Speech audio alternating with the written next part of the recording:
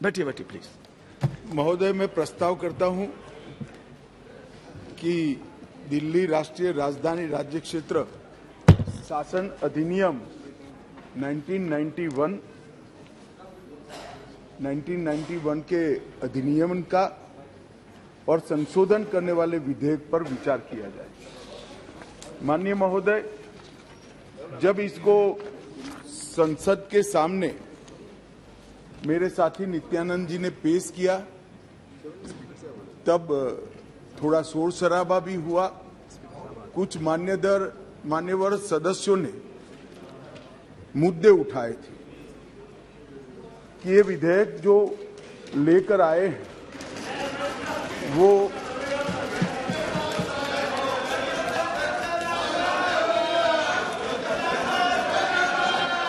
ऐसे ही सदन चलाओ तो अच्छा लगता है। लाने का अधिकार नहीं है।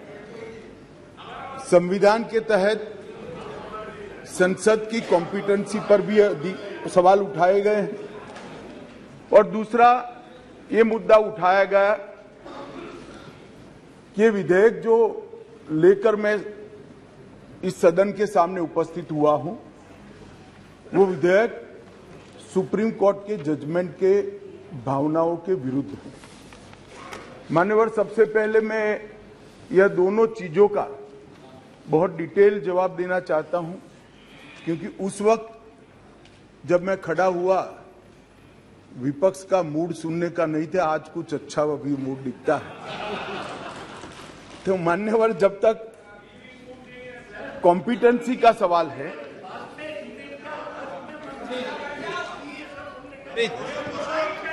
प्लीज माननीय मान्यवर, जहां तक कॉम्पिटेंसी का सवाल है, संघ राज्य क्षेत्र का प्रशासन संविधान के भाग 8 में उल्लिखित प्रावधानों के तहत आता है।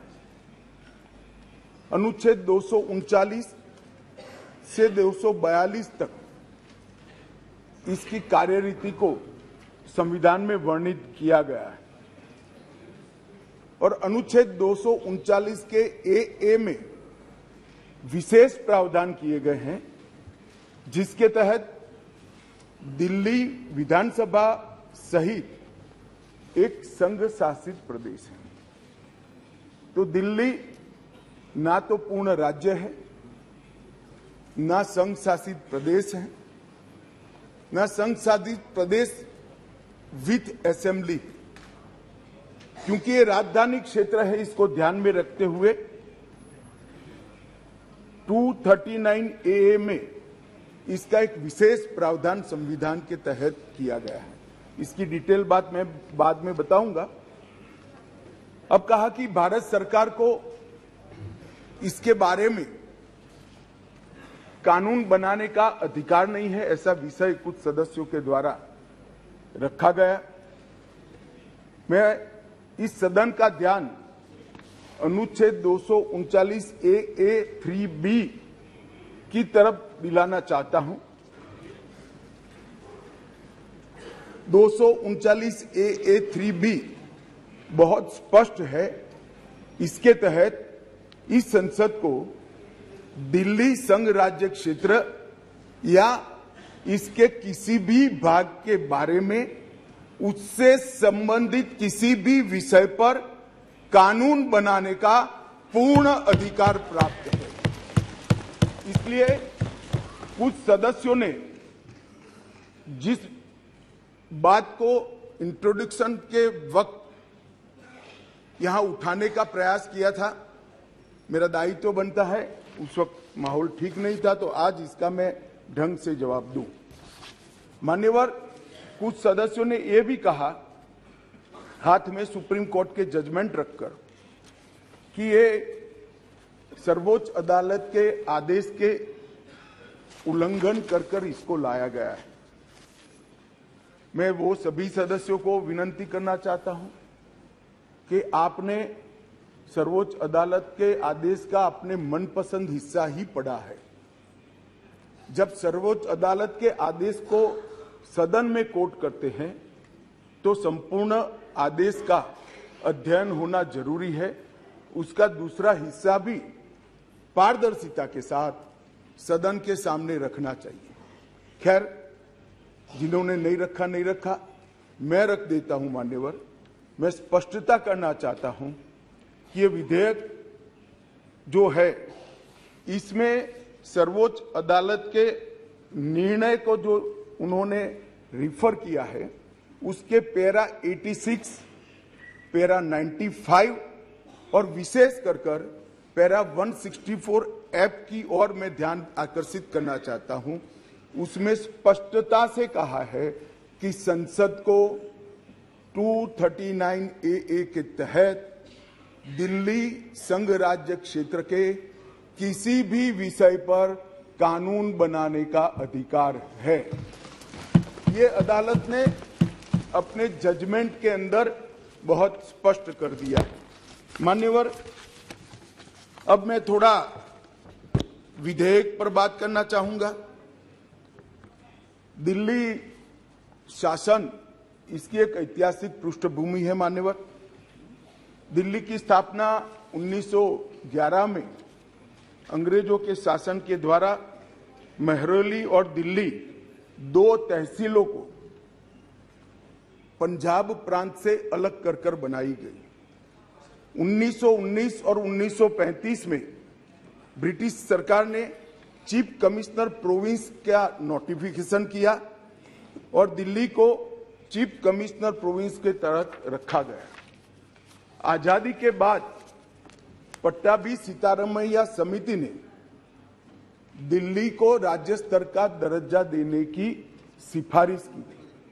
हालांकि जब सिफारिश संविधान सभा के समक्ष आई, मेरा विपक्ष के सदस्यों को विनम्रता से अनुरोध है कि इस बात को जरा गौर से सुनेगा। पट्टाभी सीतारामैया समिति की सिफारिश जब सदन के सामने आई, तब पंडित जवाहरलाल नेहरू जी, श्रीमान सरदार पटेल, राजा जी, राजेंद्र प्रसाद और डॉक्टर अंबेडकर जैसे नेताओं ने इसका विरोध किया कि ये उचित नहीं होगा कि दिल्ली को पूर्ण राज्य का दर्जा दिया जाए। मैं फिर से एक बार रिपीट करता हूं, किसने विरोध किया था? पंडित नेहरू ने किया था, सरदार पटेल ने किया था, राजा जी ने किया, राजेंद्र प्रसाद जी ने किया और अंबेडकर जी ने भी इसका विरोध किया था। और उस वक्त पंडित नेहरू जी के एक चर्चा के हिस्से को मैं सदन के सामने रखना चाहता हूं। 2 साल पहले सदन ने एक समिति, सीतारामैया समिति की नियुक्ति की और अब जब रिपोर्ट आया है तब दुनिया बदल गई है, भारत बदल गया है और दिल्ली काफी हद तक बदल गई है। इसलिए दिल्ली में हुए इन परिवर्तनों की परवाह किए बगैर उस समिति की सिफारिशों को स्वीकार नहीं कर सकते और स्वीकार करना वास्तविकता से पूरी तरह मुंह मोड़ लेना होगा। एक समय तो नेहरू जी ने संविधान सभा के सदस्यों को यहां तक कहा कि चूंकि नई दिल्ली में 3/4 संपत्ति केंद्र सरकार की है, इसलिए तर्कसंगत यही होगा कि इसको केंद्र के अधीन रखा जाए। बाद में जब अंबेडकर जी ने समापन किया, तब उन्होंने कहा, जहां तक दिल्ली का सवाल है, हमें ऐसा लगता है कि भारत की राजधानी के रूप में शायद ही किसी स्थानीय प्रशासन को मुक्त अधिकार यहां दिए जा सकते हैं। संयुक्त राज्य अमेरिका और ऑस्ट्रेलिया में जो राजधानी के क्षेत्र है, इसकी मिसाल भी उन्होंने वहां दी और उन्होंने कहा कि इसके लिए एक अलग व्यवस्था करनी चाहिए और संविधान सभा में इस पर जोड़ना चाहिए। खैर, मैं इसलिए कहता हूं कि आप जिस चीज का विरोध कर रहे हैं, ये सिफारिश किसकी थी ये आपको मालूम होना चाहिए। ये पंडित नेहरू की सिफारिश थी। मान्यवर, मैं उसके बाद में 1991 में सी स्टेट एक्ट के द्वारा दिल्ली को विधानसभा दी गई परंतु 56 में राज्य पुनर्गठन आयोग की सिफारिशों पर दिल्ली की विधानसभा हटाकर उसको संघ राज्य घोषित किया गया। लगभग 3 दशक तक ये व्यवस्था चलती रही। 87 में सरकारिया कमेटी बनी, जो बाद में बालाकृष्णन कमेटी के रूप में जानी गई, और 91 में 69वां संविधान संशोधन किया गया, और इसके बाद दिल्ली राजधानी राज्य क्षेत्र शासन अधिनियम 1991, जिसमें मैं आज संशोधन लेकर आया हूं, इसको इस महान सदन ने पारित किया गया। और वही विधेयक के अंदर, संविधान संशोधन के अंदर 239A, जिसका मैंने जिक्र किया, उसमें इस संसद को राजधानी क्षेत्र के किसी भी हिस्से के लिए और किसी भी कार्य के लिए कानून बनाने के लिए संपूर्ण अधिकार संसद को देने का काम किया गया। मान्यवर, समस्या कहां से समाप्त शुरू हुई? 1993 से व्यवस्था चली आ रही थी। कभी भारतीय जनता पार्टी सत्ता में आई, कभी कांग्रेस पार्टी ने शासन किया, कभी ऊपर कांग्रेस का शासन था तब हमारी सरकार थी, तो कभी ऊपर कांग्रेस की सरकार थी तब नीचे हमारा शासन था, मगर कोई झगड़ा नहीं हुआ था, सब कुछ ठीक चल रहा था, क्योंकि किसी की मंशा अधिकार हथियाने की नहीं थी, सेवा करने की। कांग्रेस पार्टी ने भी भाजपा के साथ झगड़ा नहीं किया, भाजपा ने भी कांग्रेस सरकार के साथ झगड़ा नहीं किया, और बहुत अच्छे से चल रहा था, कोई डिस्प्यूट नहीं, कोई झगड़ा नहीं। 1915 में स्थिति बदली और यहां 2015 में यहां स्थिति बदली और यहां एक ऐसे दल की सरकार आई जिसका मकसद, मुझे कोई झिझक नहीं है कहने में, जिसका मकसद सेवा करना है ही नहीं, झगड़ा करना। माननीय अध्यक्ष जी अनेक पार्टियों के मुख्यमंत्री रहे, अनेक पार्टियों की मिलीजुली सरकार रही, शुद्ध रूप से सरकार रही, मगर राष्ट्र सेवा करने में और जन सेवा करने में किसी भी पार्टी को कोई दिक्कत नहीं आई। मैं बाद में बात करूंगा क्या दिक्कत है वो, उसकी भी डिटेल बात करूंगा, प्रॉब्लम क्या है वो। प्रॉब्लम ट्रांसफर पोस्टिंग के अधिकार का नहीं है, विजिलेंस को कंट्रोल में लेकर बंगला जो बना दिया है, इसका सत्य छुपाना है। जो भ्रष्टाचार हो रहा है, इसका सत्य छुपाना है। मान्यवर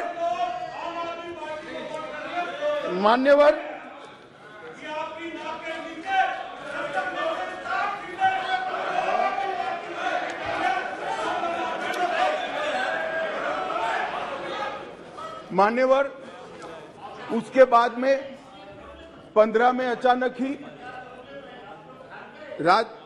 दिल्ली राज्य सरकार ने एक विषय सर्कुलर निकाला, जिसमें उन्होंने ट्रांसफर पोस्टिंग के अधिकार अपने हाथ में लिए।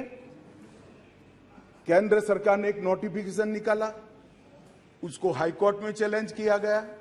हाईकोर्ट का फैसला केंद्र सरकार के पक्ष में आया, इसको सुप्रीम कोर्ट में चैलेंज कर दिया गया, उसमें खंडित जनादेश आया, फिर संविधान पीठ बनी।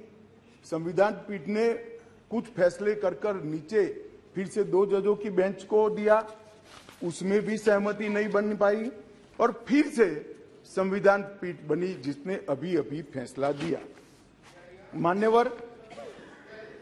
मान्यवर, वो जो इंटरप्रिटेशन है, वो इंटरप्रिटेशन उन्होंने कानूनी और मॉरल दृष्टि से नहीं किया। उन्होंने इंटरप्रिटेशन कानून की स्थितियों का करते हुए ये कहा है कि फिर भी दिल्ली देश की संसद को और भारत सरकार को दिल्ली संघ राज्य क्षेत्र के लिए हर प्रकार का कानून बनाने का अधिकार है।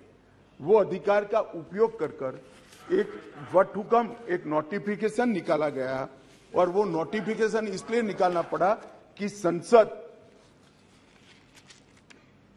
उस वक्त काम नहीं कर रही, मतलब संसद बैठी नहीं थी, बैठकें चल नहीं रही, तो नोटिफिकेशन निकला और संसद सत्र के अनुपस्थिति में जो नोटिफिकेशन निकला, इसको मैं यहां लेकर आया हूं, जो आज सदन के चर्चा के लिए मैंने आप सबके सामने रखा है। मेरा सभी पक्ष के सदस्यों से विनती है कि चुनाव जीतने के लिए, किसी समर्थन हासिल करने के लिए, किसी पक्ष का विधेयक का समर्थन करना या विरोध करना, ऐसी राजनीति नहीं करनी चाहिए। नए गठबंधन बनाने के अनेक प्रकार होते हैं। नया गठबंधन बनाने के अनेक प्रकार होते हैं। विधेयक और कानून देश के भले के लिए लेकर आते हैं। इसका विरोध या इसका समर्थन भी देश के और दिल्ली के भले के लिए करना चाहिए। अगर हमारी राजनीति में थोड़ी स्वीकृति कम है तो सबको मिलाना है। दिल्ली का जो होना है वो हो, जितना भ्रष्टाचार होना है वो हो। मंत्री कुछ भी करे, मुख्यमंत्री करोड़ों के बंगले बनाए, मगर हम विपक्ष में रहते हुए समर्थन करेंगे, क्योंकि हमें गठबंधन बनाना है। इस तरह से नहीं सोचना चाहिए। मेरी अपील